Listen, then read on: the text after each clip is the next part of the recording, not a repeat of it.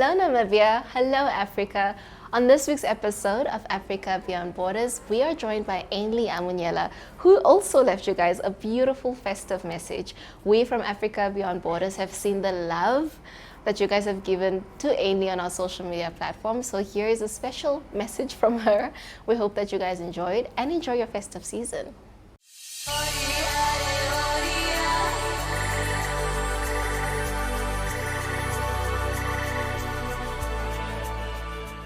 Hello everyone, my name is Ainley and I am so looking forward to this Christmas season because Christmas happens to be my favorite holiday. However, for this Christmas I'll mostly be working on a few projects and side hustles, so that's what will take up the majority of my holiday. But I am looking forward to all the food I'll be eating. We do a special family Christmas lunch with lots of salads, lots of meats. So I'm excited for that, and I'm excited to do our small family traditions where all my cousins come over to my mom's house and we do a big sleepover for a few days. But it promises to be a very, very cozy Christmas.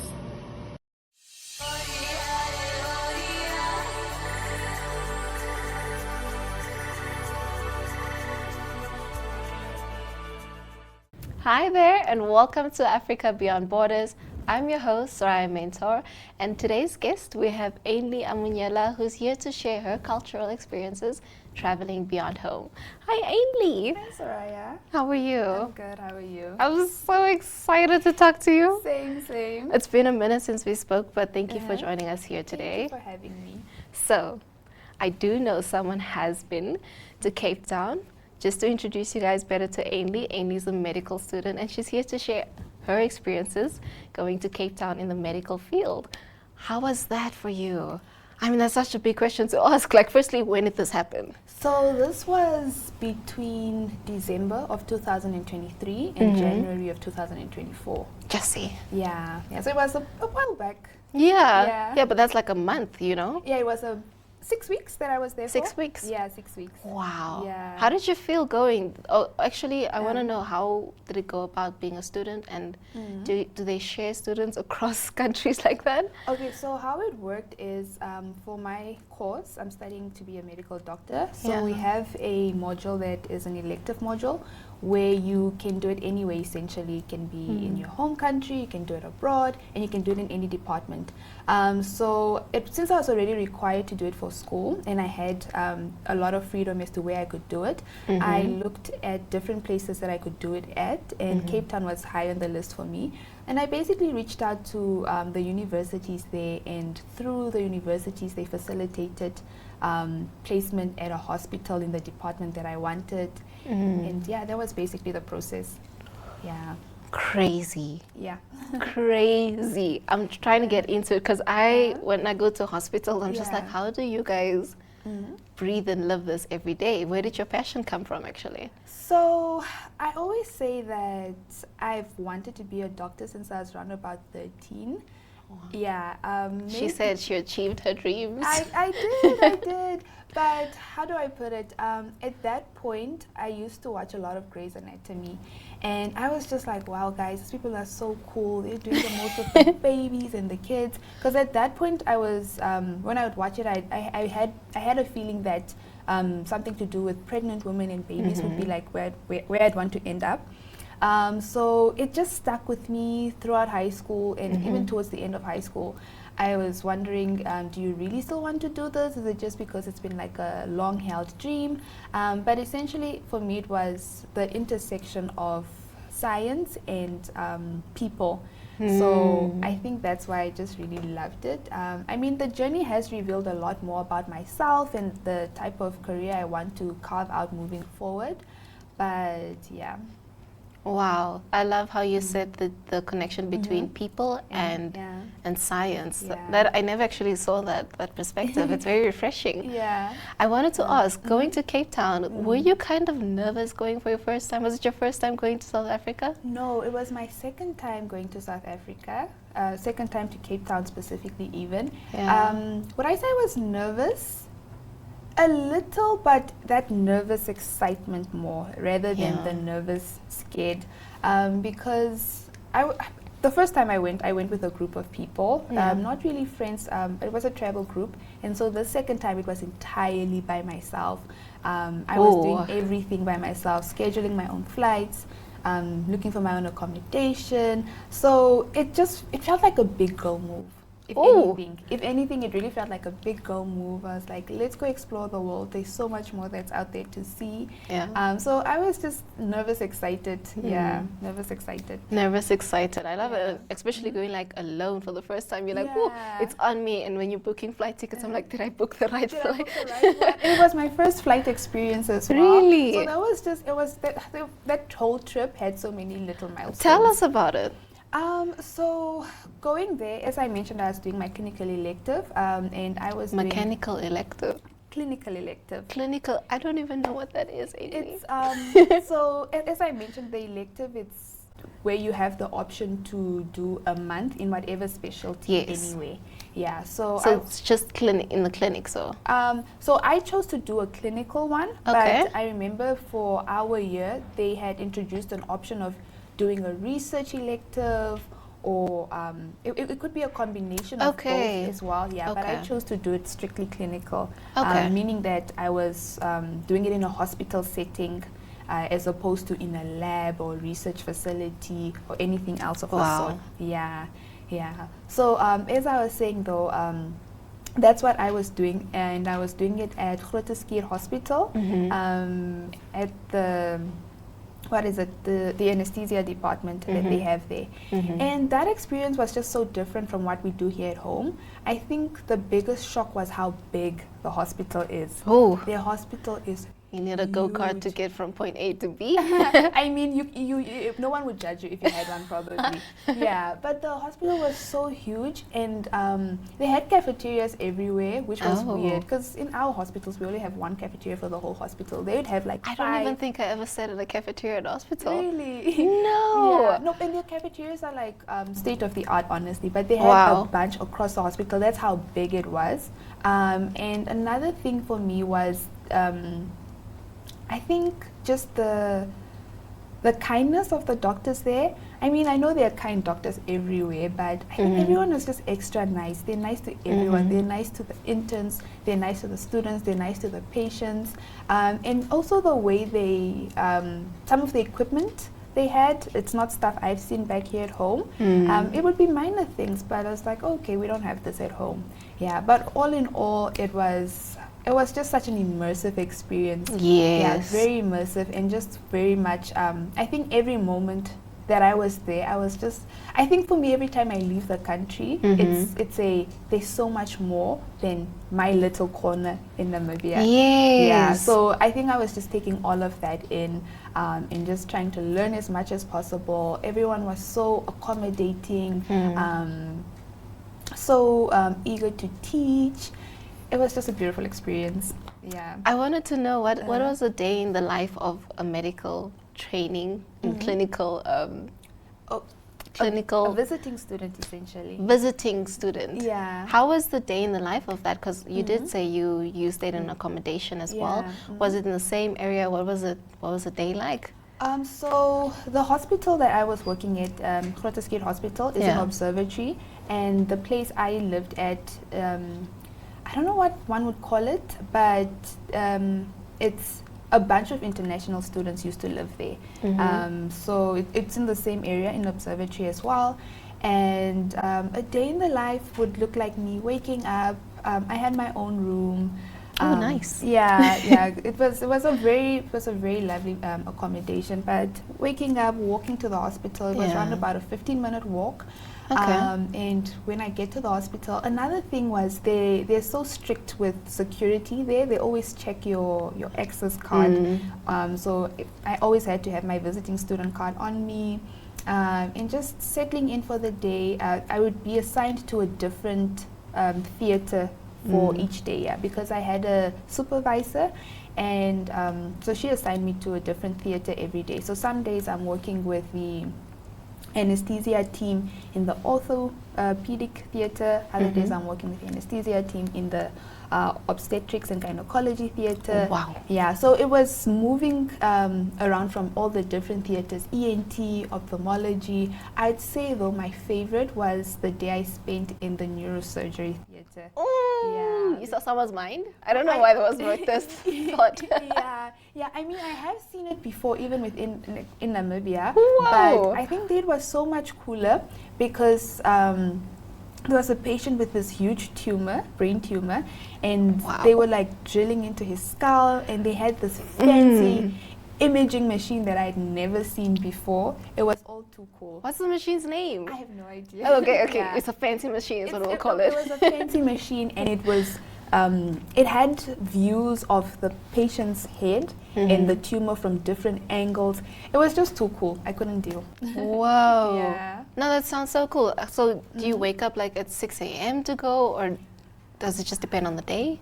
So typically I'd wake up, I'd need to be at the hospital by 8. So typically I'd try to wake up at 7, 6:30-ish, because just to factor in that 15-minute walk and then walk to the hospital and then get there by 8. Yeah. Yeah, see. What was your diet like while you were there? Did it change? Like, did you order Chinese every night? So I barely cooked while I was there, but I'm notorious for barely cooking. Oh, Yeah, so I think that didn't change much, but I did eat out a lot. Nice. Yeah, but in part also just because it's a holiday as well, so you don't want to be cooking all the time, and you want to try all the different food places that they have there that you don't have back at home. Yeah, so it didn't change much in the sense that I still wasn't cooking as much as I used to, because school just gets hectic sometimes, and you're just trying to get a quick bite here and there. Yeah, but I did explore a lot of the food places there. Yeah, so what was your favorite? My favorite, I think Cinnabon. They have this Cinnabon. Yeah, the cinnamon bun with the cream cheese sauce. Yeah, that was a fave. Oh, the nice extra big one. Yeah. Ooh. Yeah, I also tried the one with like caramel and walnuts or something. Yeah, I loved that. I loved Krispy Kreme's donuts. That was a fave. How good are they? Amazing. Oh. They're the best donuts. And I typically don't like donuts, but those donuts are the donuts I have any day. Even like just the original, like the glazed. Yeah. Oh, yeah, no, it's so good. Loved them. And another fave, what was another fave? I think honestly the desserts were my favorite. Nah. Yeah, I have a She went on a sweet journey. Yes. That makes me very, very happy to hear. We're going to take a quick break Okay. and we'll be right back, guys.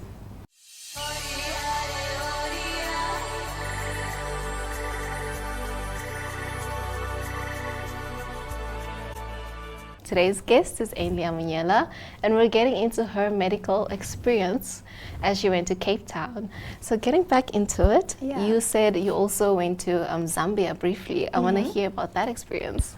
Okay, so Zambia was for a conference. I'm a part of this society that's called CMF, the Christian Medical Fellowship. So it is a society for Christians that are working within the medical sector, and they have a bunch of conferences every now and then. So that was what that was for. It was for that conference, and it was hosted in Livingston.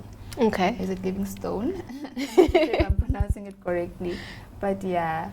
When was this actually? That was last year, round about June. Yeah, round about June last year, 2024.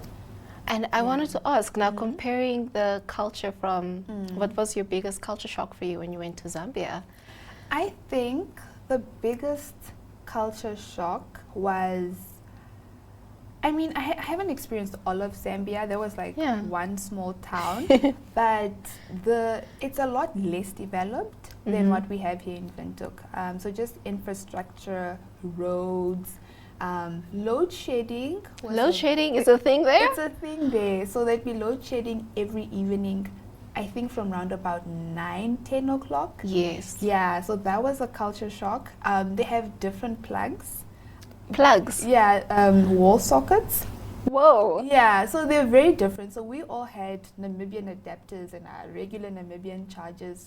Wait, plugs are different in different The countries? plugs are different in different countries. Okay. Yeah, Okay. yeah. So their plugs were different. So we all had to like do this thing where we put the pin in the one socket so that you can put the charger in the other two. It was a whole Wow. Yeah. That's the last thing you'd need if. Okay, okay. Yeah. So that was also a bit of a shock because we all rocked up with our regular chargers, our regular adapters that we used back home. But yeah, no. Livingston was like, nope, this is Yeah. not how we do This things. is not how we do things. Oh, geez, how long were Yeah. you there for? I was there for about 5 days, 5 days. roughly, maybe 4. Maybe 4, yeah, yeah. Did you have any interesting interactions with people that you met there? I had so many. I think Zambia was just, it was one of those experiences that just touch your heart and like, you know, Oh. leave it changed forever. Because a lot of the people that I met shared the same passions as me. So they were working, they were walking with Christ, but Yes. also they had a deep passion for medicine and how to bring those two together. Wow. So a lot of the senior doctors that I encountered were so wise, wise in the word, but also wise like in medical knowledge.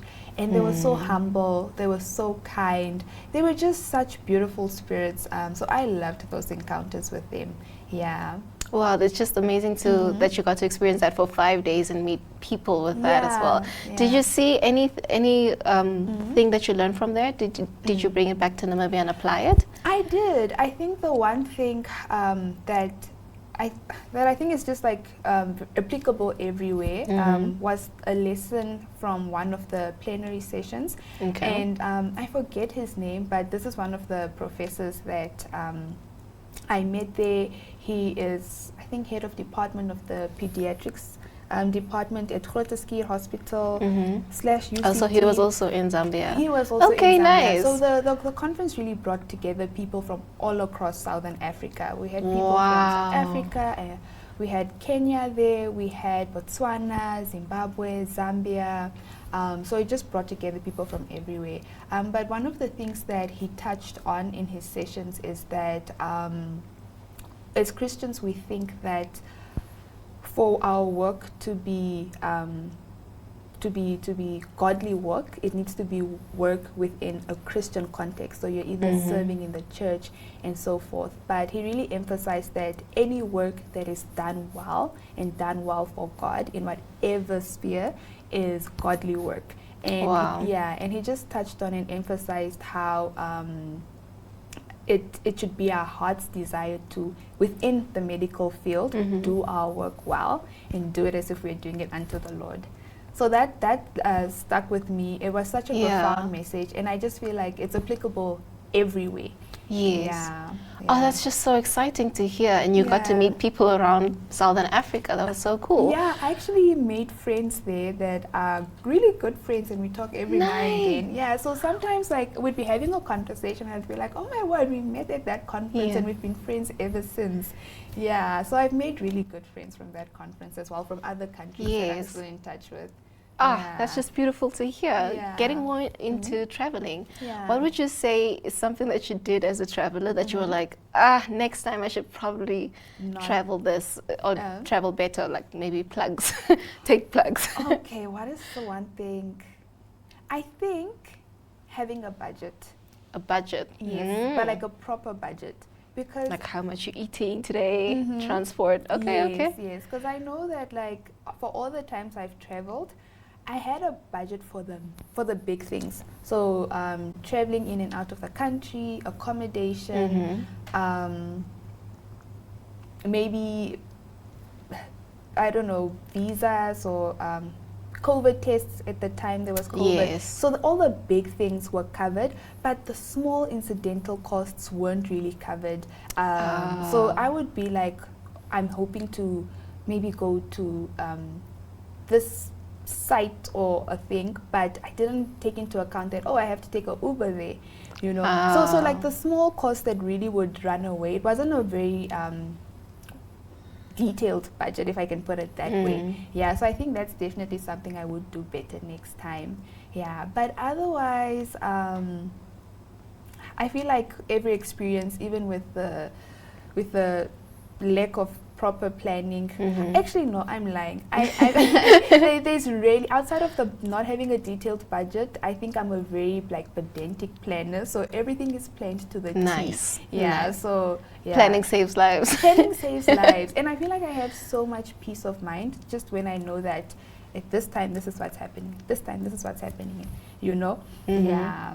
So outside of the detailed budget, because even my budgets, they're not like flimsy budgets, but Yes. it's just those little tiny details that I tend to overlook sometimes.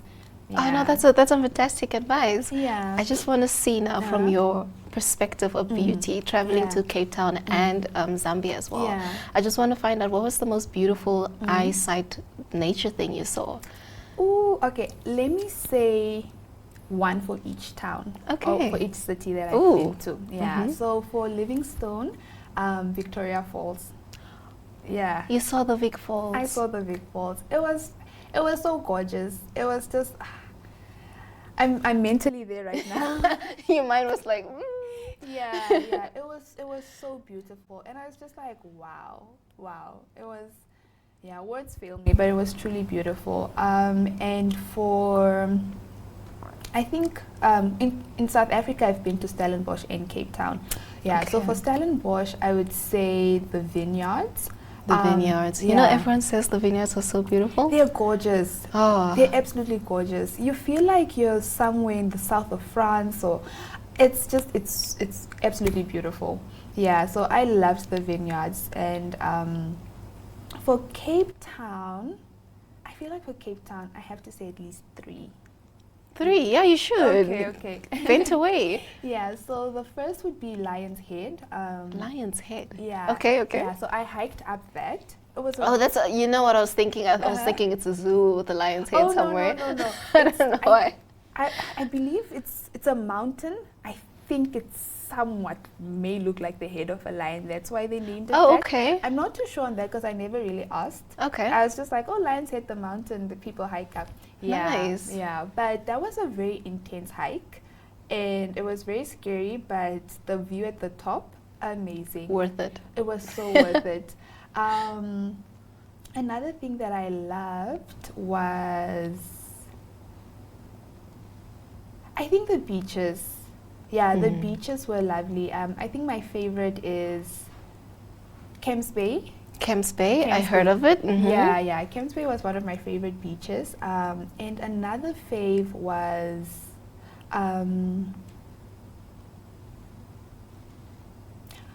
what is it called? The Cape Point?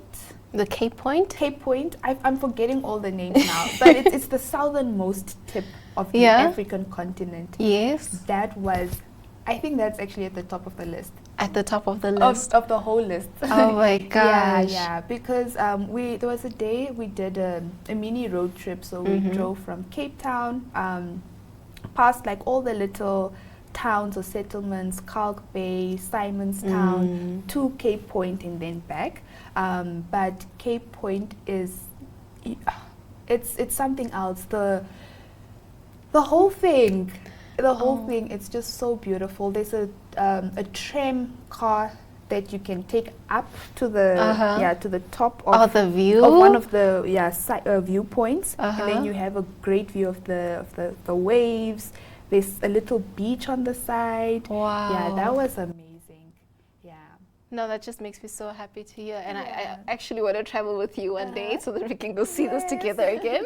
I absolutely love that. Just in closing, do you have any messages to like new travelers who want to go to South Africa or Zambia? What tip do you want to give them?